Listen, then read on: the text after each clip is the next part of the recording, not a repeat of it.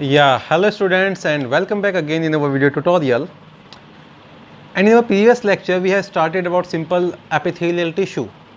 Simple epithelial tissue is a tissue which is single layered, that is unilaminated, and depending upon the shape of cell which has been resting upon basement membrane, we have named simple epithelial tissue. So we have discussed about simple squamous epithelium, in which cells are flat, they are like tiles. We also call that pavement membrane. Due to their wavy nature, we call that tessellated as well. And then I had told you the locations that they are present in terminal bronchioles, alveoli, blood vessel, descending limb of loop of Henle, and even in other places like rete testis. Then we have discussed about simple cuboidal epithelium and different modification of simple cuboidal epithelium, that what is germinal epithelium and what is that brush bordered epithelium. Then third जो tissue हमने कल discuss किया था, that was columnar epithelium. And columnar epithelium cells were very tall like a column. Then we have discussed about their nucleus. Nucleus was basal, elongated in the long axis. And their 5 modification I must have told you, that they could be having microvilli, they might be having glandular, they might be having combination of both, they might be having cilia or schizocelia. Now today we are going to start the last part of simple epithelium, that would be pseudo-stratified epithelium. See, pseudo-stratified epithelial cells are modified columnar epithelium, I must say. Columnar epithelial cell ही के अंदर कुछ modification हुआ और वो pseudo-stratified हो गई.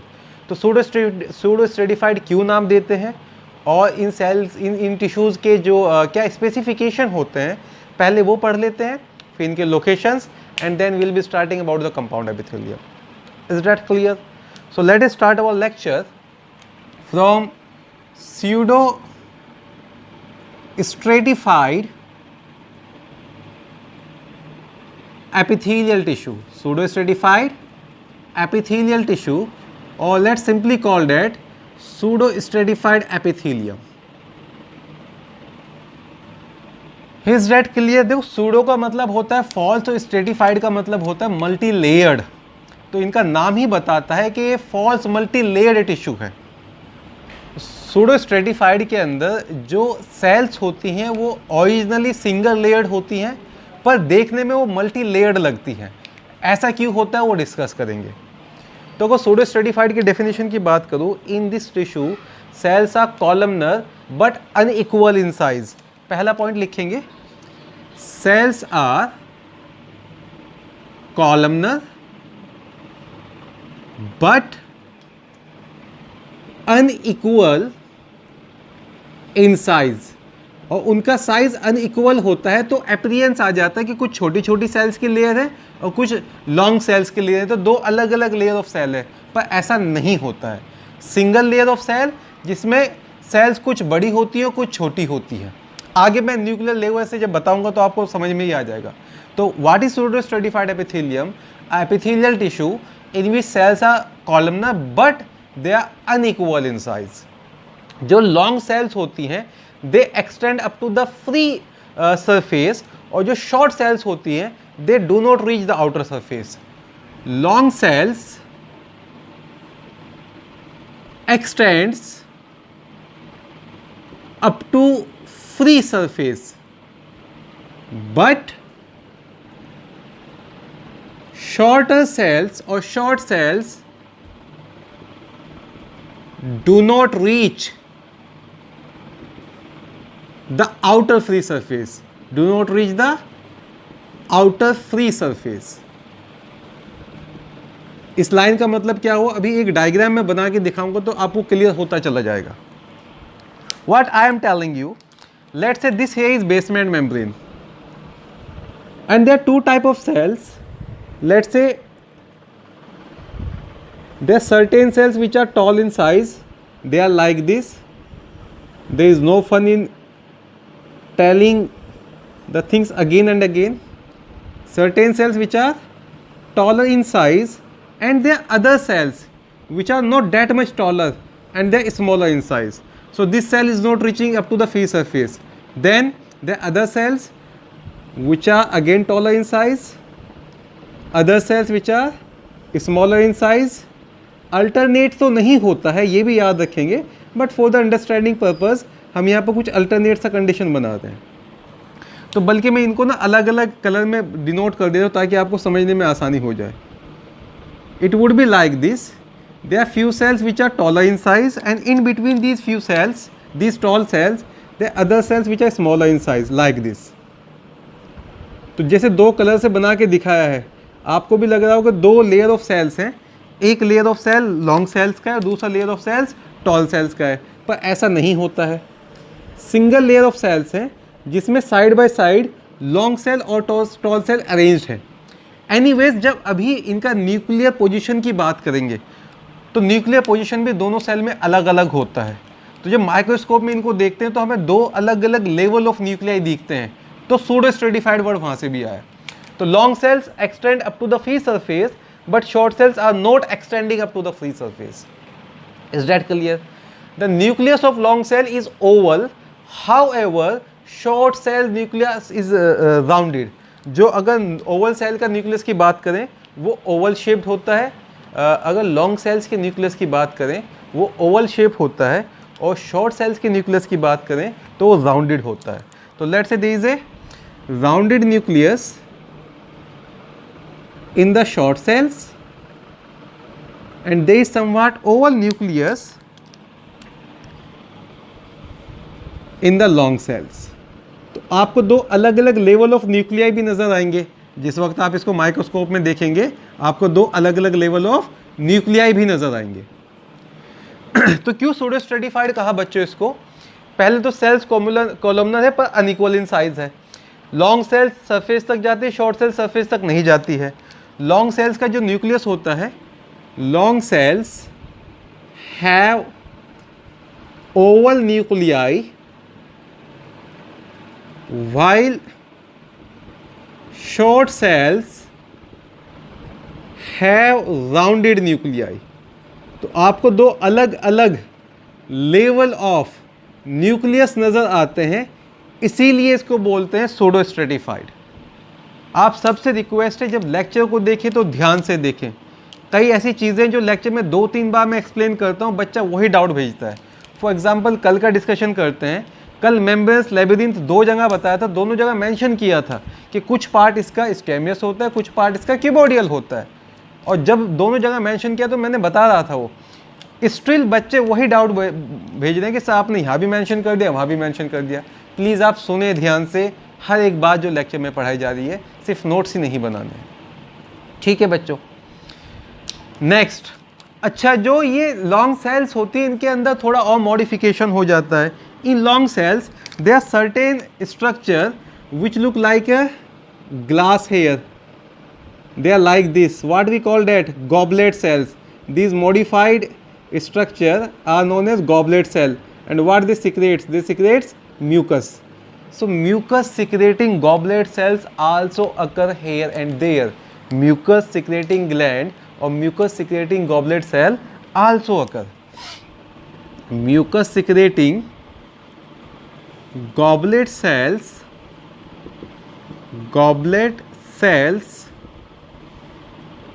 also occur. Is that clear up to here? Please say yes or no. तो मैं फिर से रिपीट कर रहा हूँ क्योंकि ये कंसेप्ट बहुत ज़रूरी है कि although the epithelium is one cell thick, yet it appear to be multi-layered, which is due to the fact that the nuclei lies at different level in different cell. Is that clear? ये mention लिख करूँ, ये मैं बता दिया इसको क्या mention करना। Why they are known as pseudo stratified? Nuclei in different cell, nuclei in different cell lies at different level. Due to this fact, this epithelium being single layered, it appears multi-layered. That's why the name pseudo stratified. आया बच्चों इतना समझ? अब पढ़ते हैं इसके दो type. दो केस हो सकते हैं, इनके ऊपर सीलिया हो भी सकता है और इनके ऊपर सीलिया नहीं भी हो सकता। It could be your pseudostratified ciliated columnar epithelium or it could be your pseudostratified non-ciliated or simply columnar epithelium. So they are further of two type. अगर हम modification की बात करें, they could be pseudostratified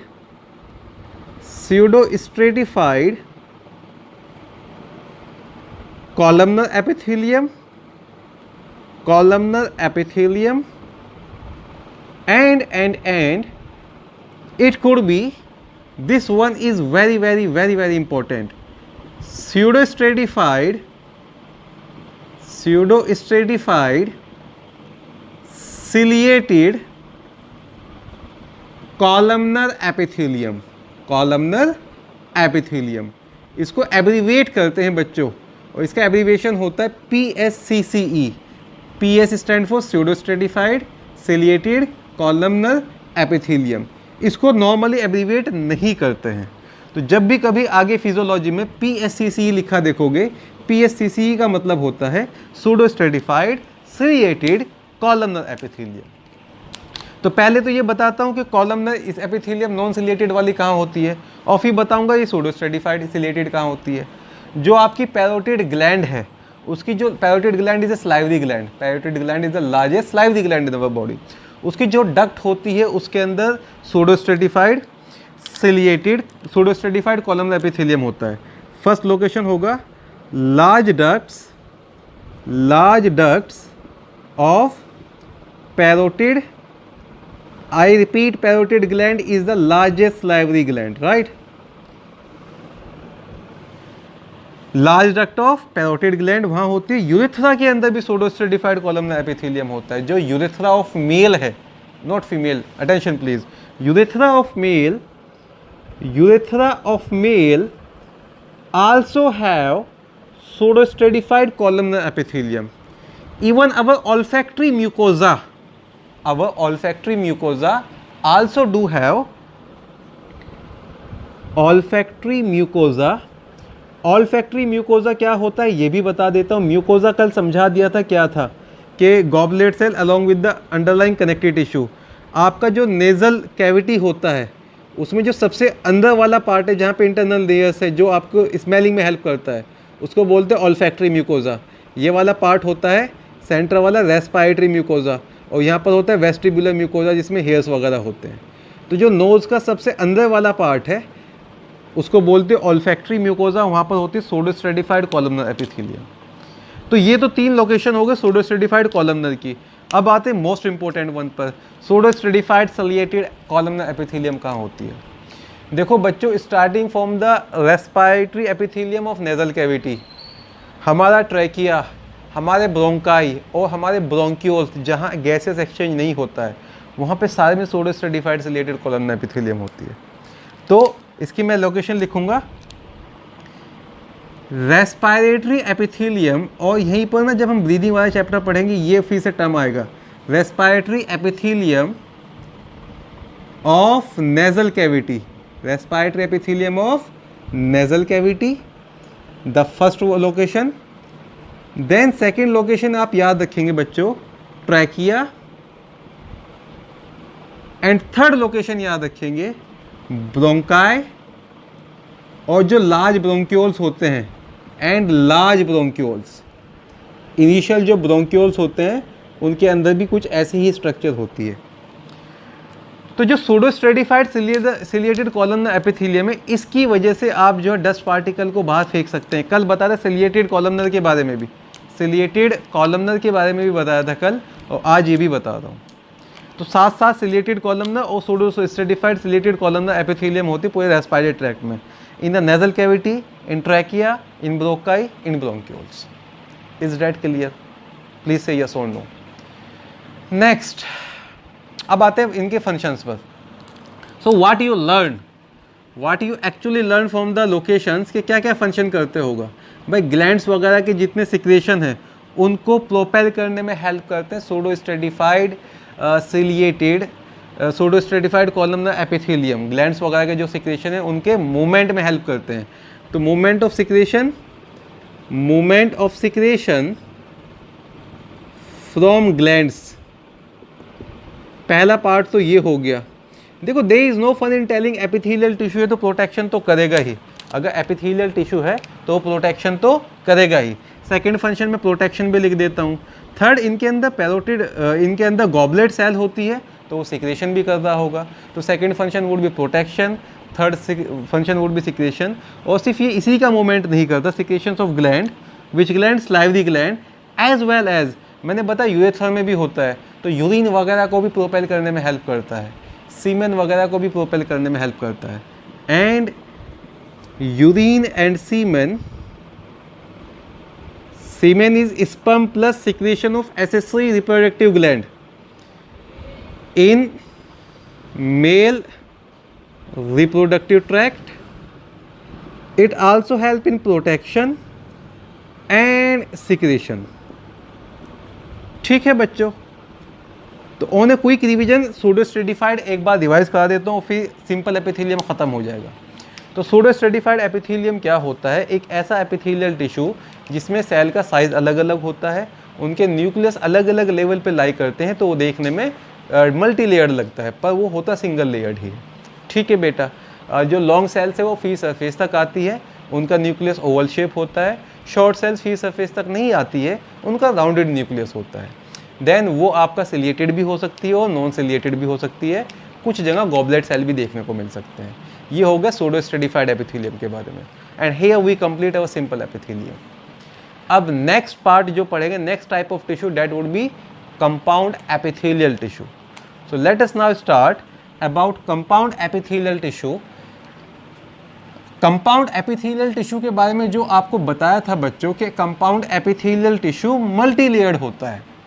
जब simple epithelium की बात करते हैं तो single layer of tissues, compound epithelium की बात करेंगे तो more than one, it could be two और it could be more than two. तो कंपाउंड एपिथेलियम फिर दो तरह के बताए थे कि भाई वो आपका स्ट्रेटिफाइड भी हो सकते हैं और नॉन स्ट्रेटिफाइड भी हो सकते हैं, ट्रांजिशनल हो सकते हैं। अब वही दो टाइप डिस्कस करने हैं। तो कंपाउंड एपिथेलियल, कंपाउंड एपिथेलियम और compound epithelial tissue, it is multi layered, no fun in telling. Compound epithelial tissue का मतलब होता है when more than one, two और more than two layer of cell represent a tissue. अब compound epithelium के बारे में याद रखना बच्चों कि it has limited role in secretion and absorption. Very first point, it has limited role in secretion, जितने भी सिक्रेशन है वो सिंपल एपिथेलियम करते हैं to be exact, and absorption, absorption में भी कौन हेल्प करता है? Simple epithelium. इनका बहुत ही ना के बराबर ही काम होता है। तो सवाल पूछा जाता है which of the following tissue has limited role in secretion and absorption of material, your answer must be compound epithelium. ठीक है, देन मेनली ये प्रोवाइड क्या करता है? It provide protections again chemical and mechanical stress. जब भी कोई chemical stress होगा और टू बी एग्जैक्ट जब भी कोई मैकेनिकल स्ट्रेस होगा, उससे प्रोटेक्शन में हेल्प करता है हमारा compound epithelium. It provides protection from chemical and mechanical stress. ठीक है बच्चों, तो कंपाउंड एपिथेलियम कैसे अलग होता है सिंपल एपिथेलियम से? सिंपल एपिथेलियम यूनिलैमिनेटेड होता है या सिंगल लेयर्ड होता है? ये मल्टी लेयर या मल्टी लेमिनेटेड भी कह देते हैं। लेमिना का मतलब होता है लेयर, आप लेमिनेशन करा लेते हो ना अपने डिवाइसेस पर। इनका लिमिटेड रोल होता है सिक्रेशन एंड एब्जॉर्प्शन में, और ये प्रोवाइड करते हैं protection from mechanical and chemical stress. ठीक है बच्चे, अब कंपाउंड एपिथेलियम दो तरह का बताया था आपको। इट कुड बी स्ट्रेटिफाइड को आप याद रख लेना, इट इज़ नॉट स्ट्रेचेबल, ये स्ट्रेच वगैरह नहीं होता है, STREC, it is not stretchable. जबकि जो दूसरा टाइप था वो था ट्रांजिशनल, ये भी हम पढ़ेंगे। और ट्रांजिशनल एपिथेलियम टिश्यू अकेला ऐसा एपिथेलियल होता है जो स्ट्रेच हो सकता है, इट इज़ स्ट्रेचेबल।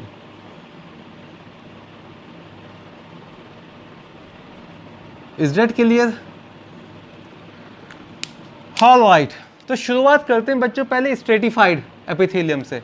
स्ट्रेटिफाइड का मतलब क्या होता है और उसमें क्या क्या टाइप्स होंगे, पहले तो उसका डिस्कशन कर लेते हैं, फिर बाद में ट्रांजिशन एपिथेलियम का शुरू करेंगे।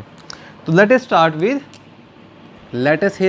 With stratified epithelium. पहले ना एक डायग्राम समझा देता हूँ, उसके बाद आपको सारा का सारा जो है वो मैं लिखवाता रहूँगा कि होता क्या है। स्ट्रेटिफाइड एपिथेलियम का मतलब हुआ मल्टी लेयर्ड, और let's say this is basement membrane here, this is basement membrane here. कुछ लेयर ऑफ सेल्स होंगी जो क्लोज टू बेसमेंट मेम्ब्रेन है, कुछ लेयर ऑफ सेल होंगी जो away from the basement membrane है। स्ट्रेटिफाइड एपिथेलियम में जो डीपेस्ट लेयर होती है, जो बेसल लेयर होती है, वो मेनली क्यूबॉइडियल होती है और उनका न्यूक्लियाई ओवल होता है। तो cell in the deepest layer are mainly cuboidal and they are having a oval nuclei. कुछ बुक्स में इनको क्यूबॉइडियल या कॉलमनर भी मेंशन किया हुआ है कि डीपेस्ट लेयर की जो सेल है दे कुड बी क्यूबॉइडियल और दे कुड बी कॉलमनर, पर आप फॉर द टाइमिंग याद रखेंगे cell in the deepest layer are cuboidal and they are having a egg shaped nuclei. This is not rounded, this is somewhat egg shaped. तो इनका Oval nuclei होता है, right? They are having oval nuclei hair.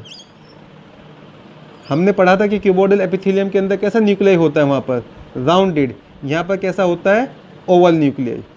इस Oval nuclei की shape की वजह से कुछ ऑथर इनको ना कॉलमनर भी मेंशन कर देते कि इट कुड बी क्यूबॉइडल और इट कुड बी कॉलमनर, पर आप याद रख के चलेंगे अगर आपको क्वेश्चन वगैरह आया, the cells the deepest layer are cuboidal. Is that clear बच्चों? नाउ ये जो सेल्स होती हैं इनका हाई माइटोटिक इंडेक्स होता है। हाई माइटोटिक इंडेक्स का मतलब ये हुआ ये बहुत ही तेज स्पीड से डिवाइड करती रहती है। माइटोसिस का मतलब होता है डिवीजन ऑफ सेल, और जब रेट ऑफ डिवीजन तेज होता है तो उसको बोलते हैं हाई माइटोटिक इंडेक्स। तो ये मेंशन कर दूंगा बाद में, these cells are having high mitotic index. इनको जो नरिशमेंट होता है, there is no fun in telling कि जो अंडरलाइंग कनेक्टिव टिश्यू होता है वो नरिशमेंट वगैरह करता रहता है। तो जब ये सेल डिवाइड करती हैं, जो न्यूली फॉर्म्ड सेल है, they are the one which has been shifting upward.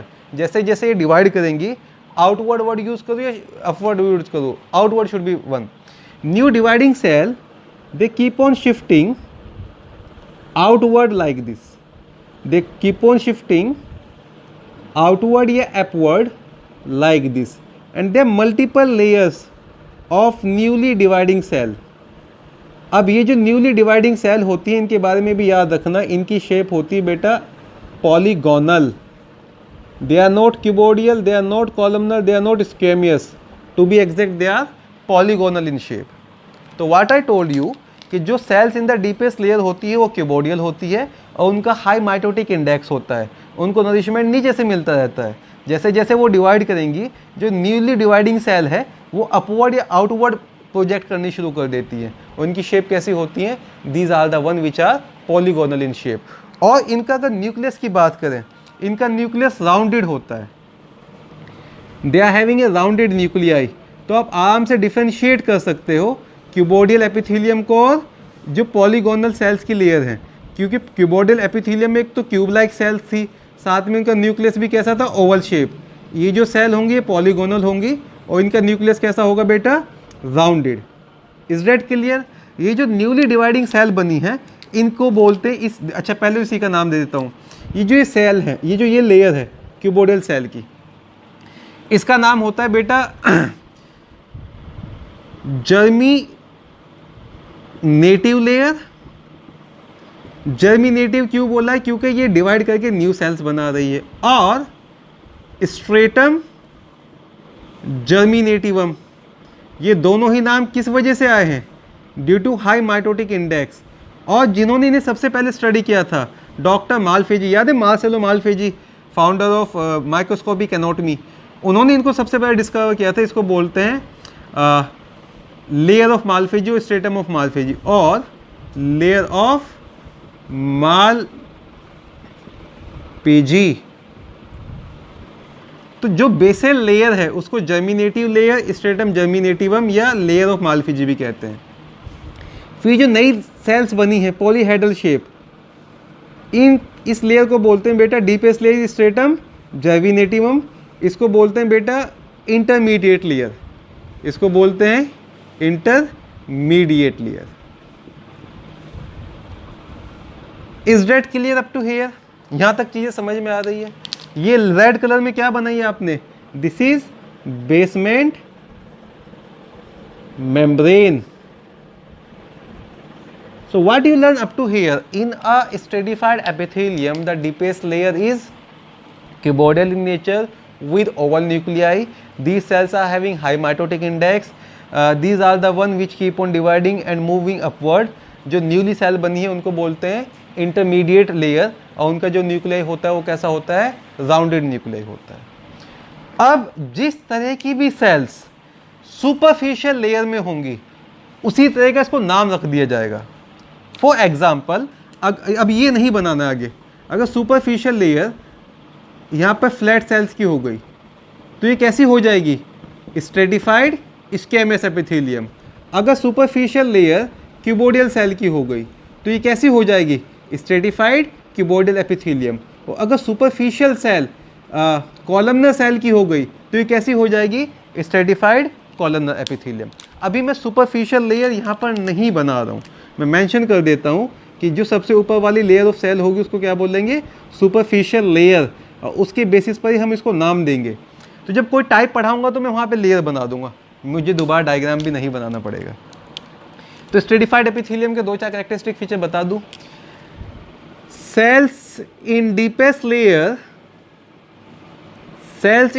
Layer are क्यूबॉइडियल।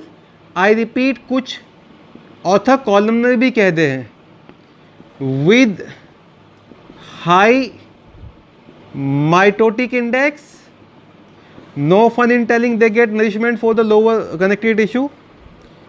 Newly formed cell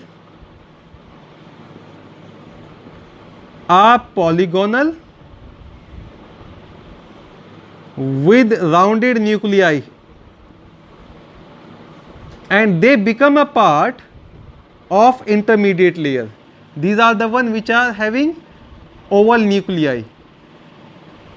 Does it make a sense? Please say yes or no.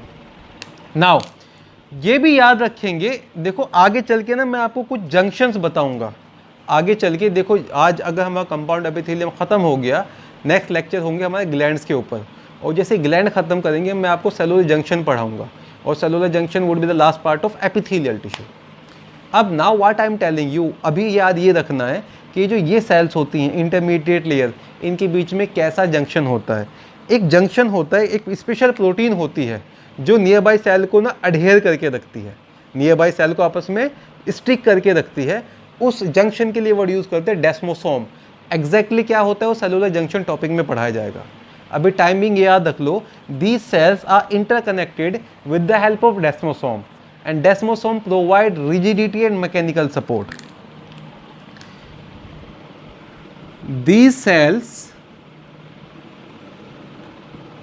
Are interconnected with help of desmosome. Desmosome क्या होते हैं? एक तरह की proteins होते हैं जिनको हम अडहेरिंग जंक्शन भी बोलते हैं। अडहेरिंग का मतलब होता है एक दूसरे के साथ स्टिक कर जाना। और ये जो डेस्मोसोम होते हैं, what they provide? They provide rigidity, they provide rigidity and mechanical support to the intermediate layer, तो आगे चल के जब आपको पढ़ाया जाएगा डेस्मोसोम के बारे में तो और ज़्यादा चीज़ें क्लियर हो जाएगी। डेस्मोसोम का नाम सुनते आपको याद आ जाएगा, वो तो intermediate layer of stratified epithelium में प्रेजेंट होते थे। ठीक है बच्चे, नाउ स्ट्रेटिफाइड, अच्छा एक फटाफट क्विक रिवीजन, फिर मैं टाइप्स शुरू कर रहा हूँ। कंपाउंड एपिथेलियम मल्टी लेयर्ड होती है, लिमिट रोल होता है सिक्रेशन और एब्जॉर्प्शन में, मेजरली प्रोटेक्शन में हेल्प करती है। कहाँ से? केमिकल या मैकेनिकल स्ट्रेस से। मुझे यहाँ पे चोट लग गई तो ये जो चोट लगी है इससे कौन प्रोटेक्ट कर रहा था मुझे? कंपाउंड एपिथेलियम, और कंपाउंड एपिथेलियम भी दोबारा ग्रो होकर आएगी। देन स्ट्रेटिफाइड स्ट्रेचेबल नहीं होती है, नॉन स्ट्रेटिफाइड स्ट्रेचेबल होती है। कहाँ पर होगी? जो ट्रांजिशनल होती है वो स्ट्रेचेबल होती है। कहाँ होगी ये पढ़ेंगे। स्ट्रेटिफाइड के अंदर जो डीपेस्ट लेयर है वो क्यूबोडियल होती है, ओवल शेप होता है, वो रेस्ट करती है बेसमेंट मेम्ब्रेन पर, उसको बोलते हैं स्ट्रेटम जर्मिनेटिवम। उनका हाई माइटोटिक इंडेक्स होता है, जो नई सेल बनी है वो पॉलीगोनल इन शेप होती है और उनके पास राउंड न्यूक्लियाई होता है, अपवर्ड मूवमेंट करना शुरू कर देती है। देन ये जो सेल्स होती हैं इनमें आपस में स्पेशल प्रोटीन जंक्शन होते हैं। उन प्रोटीन जंक्शन के लिए क्या वर्ड यूज करते हैं? We call that desmosome. Each cell is having special protein junction here, like जो प्रोवाइड करते हैं rigidity and mechanical support. Junction अभी पढ़ने बाकी है। Depending upon the cells present in superficial layer we are going to name it. तो अब मैं नाम देना शुरू कर देता हूँ। मैं कुछ पार्ट बोर्ड का खाली कर लेता हूँ ताकि first type of stratified epithelium आपको पढ़ाना शुरू कर दूँ। ऑल राइट, नाउ अगर सेल्स सुपरफिशियल लेयर में कुछ ऐसी हो जाती हैं, बताइए सर कैसी हो जाती हैं? वो कुछ ऐसी हो जाती हैं, they are flat like this. Flat cells जब होती हैं तो आप उस टिश्यू को क्या बोलते हैं? स्क्वैमियस। तो अगर फ्लैट सेल्स है सुपरफिशियल लेयर में तो इस टिश्यू को बोलेंगे स्ट्रेटिफाइड स्क्वैमियस एपिथेलियम। पहला जो टाइप पढ़ेंगे that is stratified squamous epithelium. अब जो स्ट्रेटिफाइड स्क्वैमियस एपिथेलियम होता है बेटा, वो भी दो तरह का होता है। स्ट्रेटिफाइड स्क्वैमियस एपिथेलियम तो समझ में आ गया आपको। It is further of two type. इसके ऊपर केराटिन का एक हॉर्नी लेयर हो भी सकता है और केराटिन का हॉर्नी लेयर नहीं भी हो सकता। तो इट कुड बी केराटिनाइज्ड और it could be non keratinized. तो सबसे पहले मैं आपको बताता हूँ केराटिनाइज्ड के बारे में, फिर मैं आपको बताऊंगा नॉन केराटिनाइज्ड के बारे में।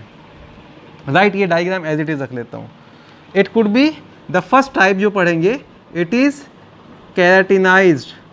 केराटिन के बारे में तो पढ़ा होगा ना आपने थोड़ा बहुत। केराटिनाइज्ड, केराटिन एक प्रोटीन होता है, केराटिन एक प्रोटीन होता है जो ऑलमोस्ट प्रोटेक्शन प्रोवाइड करता है। चलो केराटिनाइजेशन के बारे में सुनो, केराटिनाइज के बारे में सुनो। जहाँ पर केराटिन एक्यूमुलेट होना शुरू हो जाता है, अगर यहाँ पर केराटिन एक्यूमुलेटेड है, a layer of keratin is there, तो इसको बोलेंगे केराटिनाइज्ड स्ट्रेटिफाइड स्क्वैमियस एपिथेलियम।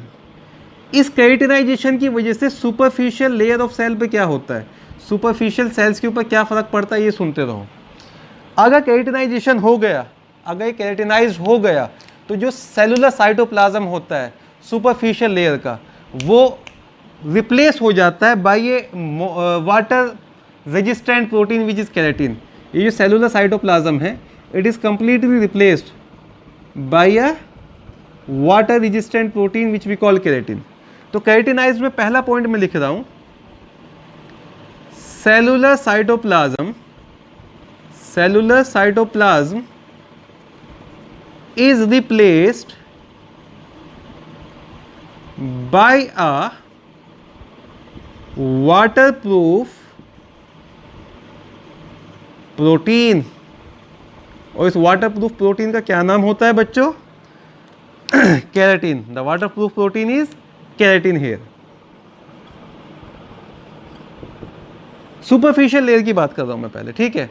तो जो सेल का साइटोप्लाज्म है वो कहां से रिप्लेस हो गया? By waterproof protein which we call keratin. अब ये जो देखो साइटोप्लाज्म रिप्लेस हो गया तो सेल लाइव हो गया, डेड हो गया? Answer would be dead. ये जो लेयर ऑफ डेड सेल होती है, this layer of dead cell is known as stratum corneum और horny layer. This layer of dead cells is known as stratum corneum और इसी को बोलते हैं हॉर्नी लेयर। मैं इसको और आसान बना देता हूँ। आपकी स्किन के ऊपर जो सबसे बाहर वाली लेयर है वो है स्ट्रेटम कॉर्नियम। आप कभी ऐसा हुआ है आपने अपना स्किन, या आप मतलब शावर के लिए गए हो, पानी जैसे ही स्किन पर डाला, थोड़ा सा पानी स्किन से एब्जॉर्ब होकर चला गया अंदर और आप मोटे होके बाहर आए? नहीं। या आपने पानी के अंदर अपना हाथ रखा हुआ था, आधे घंटे बाद हाथ ने इतना पानी एब्जॉर्ब कर लिया कि वो मोटा हो गया? Answer is no. क्यों? क्योंकि आपकी पूरी स्किन के ऊपर स्ट्रेटम कॉर्नियम है जो नॉन लिविंग सेल से बना है और वहाँ पे एक water proof water resistant protein होती है विच इज़ केराटिन। आया इतना समझ बच्चों? जो लोअर सेल्स होती हैं, जो सुपरफिशियल सेल है उसमें कैसी सेल्स हो गई? Dead cell. और जो लोअर सेल होती हैं पॉलीगोनल सेल, वो कैसी? Remember that these are living cell. So cellular cytoplasm is replaced by waterproof protein keratin. Stratum corneum is of dead cell and intermediate layer have living cell and intermediate layer have living cell। ये मैं बोल रहा हूँ, मैं mention नहीं करता हूँ। इतना समझ में भी आ रहा है कि सिर्फ इनका साइटोप्लाज्म रिप्लेस हुआ है, ये डेड हुई हैं, ये सारी की सारी लिविंग है अभी तक। Is that clear? अब केराटिन के बारे में याद रखेंगे, keratin is impermeable to water and is also resistant to mechanical abrasion. Keratin is impermeable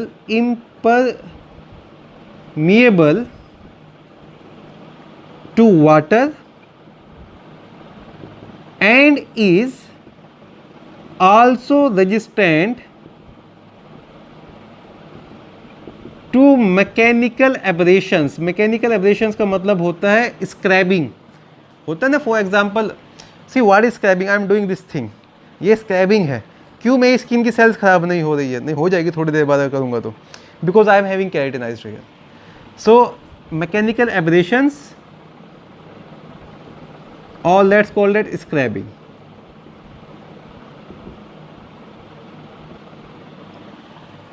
ठीक है बच्चों, तो stratified squamous epithelium keratinized cellular cytoplasm is replaced by waterproof protein keratin. Keratin is impermeable to water and also resistant to mechanical abrasions. इसमें stratum corneum के अंदर dead cell होती है और जो पॉलीगोनल सेल है वो सारे लाइव सेल है। अब ये जो हॉर्नी लेयर ऑफ सेल है ये टाइम टू टाइम फ्रिक्शन की वजह से शेड ऑफ भी होती रहती है। Next point, this horny layer of cells is often shaded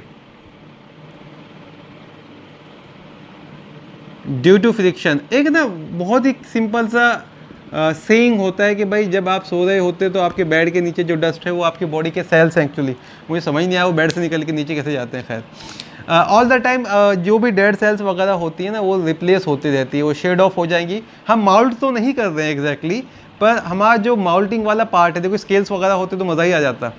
हमारा जो माउल्टिंग वाला पार्ट है वो ना बहुत ही ज़्यादा मैं कहूँगा नॉन लिविंग हो जाता है, बहुत ज़्यादा माइन्यूट होता है, इसलिए नज़र नहीं आता।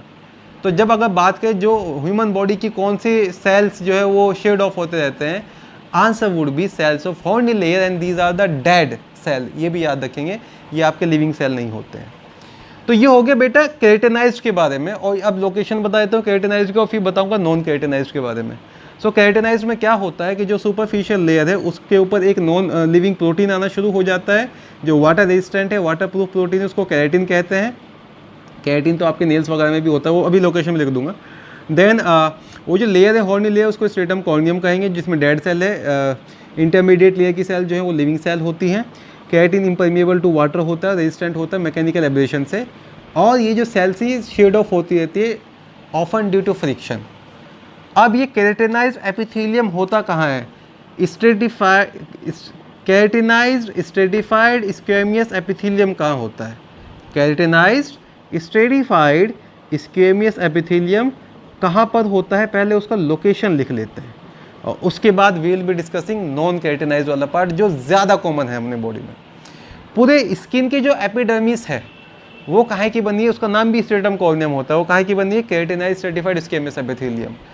स्केल्स काहे के बने होते हैं? लोअर एनिमल्स के केराटिनाइज्ड स्ट्रेटिफाइड स्क्वेमस एपिथेलियम।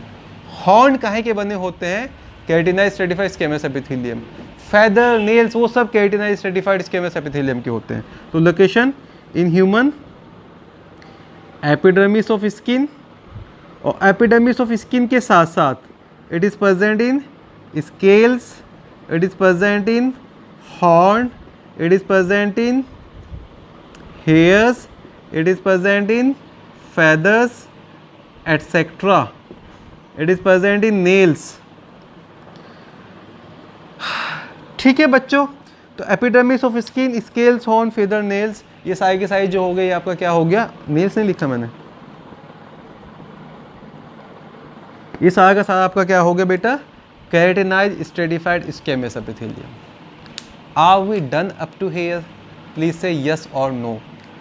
अब हम पढ़ते हैं non keratinized stratified squamous epithelium के बारे में। तो इट कुड बी केराटिनाइज्ड, इसी में मेंशन कर देता हूँ, it could be non keratinized as well. और नॉन केराटिनाइज्ड की लोकेशंस वगैरह याद रखना बहुत इंपॉर्टेंट है, क्योंकि ज़्यादा कॉमनली प्रेजेंट होती है अपने बॉडी के अंदर, ये ज़्यादा कॉमनली प्रेजेंट होती है अपने बॉडी के अंदर, इसलिए यहाँ से क्वेश्चन वगैरह भी पूछा जाता है। तो आई होप आप लोगों ने ये नोट कर लिया होगा, राइट। और सिर्फ नोट ही नहीं कर रहे होंगे, आप लोग इसको समझ भी पा रहे होंगे, और समझ पा रहे होंगे तो शायद याद करना थोड़ा आसान रह जाएगा। ऐसा तो नहीं कि याद करना आसान हो जाता है एकदम से, पर थोड़ा सा आसान हो जाता है अगर आप चीज़ों को समझने की कोशिश करें, राइट। और अब ये वाली लेयर में हटा देता हूँ, क्योंकि मुझे अब लिविंग सेल चाहिए होंगे यहाँ पे, जिनके ऊपर केराटिनाइजेशन नहीं है। जो दूसरा टाइप का टिश्यू मैं बताऊँगा आपको, it would be like this. जो ऊपर सेल्स है वो कैसी हैं, स्क्वेमियस हैं, and they are living in nature, they are not having horny layer of keratin. तो सेकेंड टाइप होगा यहाँ पर keratinized, and second type could be non keratinized stratified squamous epithelium. Remember, इससे बहुत सारे क्वेश्चन पूछे जाते हैं। तो डीपेस्ट लेयर में बेटा फिर से cuboidal cell, intermediate layer, superficial layer में कैसी सेल हो गई, स्क्वेमस सेल। इसमें केराटिन नहीं होता है, तो सेल्स के पास न्यूक्लियस भी रहता है और सेल के पास साइटोप्लाज्म भी होता है। तो cells in superficial layer, cells in superficial layer are nucleated and also do have are nucleated and living in nature। ठीक है बच्चों, राइट, ठीक है, यस। तो जो सेल्स होती है सुपरफिशियल लेयर में, उनके पास न्यूक्लियस भी होता है और वो लिविंग भी होती है। आप इसके बारे में याद रखना, क्योंकि वाटर रेजिस्टेंट प्रोटीन नहीं है, it is not able to check the water loss, it is unable to check water loss, water permeability आ जाएगी आराम से। और क्या ये मैकेनिकल एब्रेशन से उतनी प्रोटेक्शन दे पाएगा जितना वो देता था? Answer is no. It provide only moderate protection against mechanical aberration and provide only moderate protection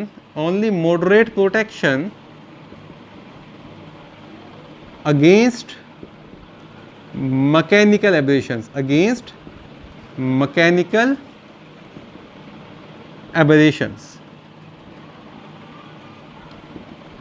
इतना समझ में आया बच्चों?